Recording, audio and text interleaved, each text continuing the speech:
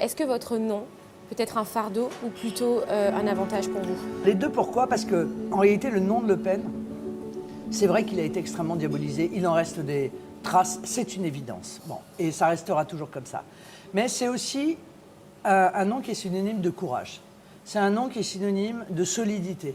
Et je pense qu'aujourd'hui, dans le monde que nous vivons, les gens ont besoin d'une boussole, ils ont besoin d'un roc, ils ont besoin de quelqu'un de solide, qui ne raconte pas n'importe quoi, qui ne les emmène pas dans une aventure, mais qui leur offre la simple possibilité d'être français heureux en France, quoi. Et en discutant avec vos équipes, je me suis rendu compte que vous aviez pas mal souffert, peut-être aussi de la diabolisation justement, tant même sur par exemple le physique, par exemple ils prenaient des photos, des fois pas à votre avantage, pour vous mettre pas dans une bonne position. Est-ce que ça vous a blessé en tant que femme? Est-ce que ça a pu vous atteindre? Vous trouvez que c'est plus facile d'attaquer quelqu'un quand on est une femme justement? Je veux dire, les femmes sont par principe considérées comme incompétentes et c'est vrai qu'elles sont beaucoup plus attaquées sur leur physique que les hommes par des hommes qui parfois feraient mieux de se regarder dans une glace par ailleurs. Bon, ça c'est un autre sujet.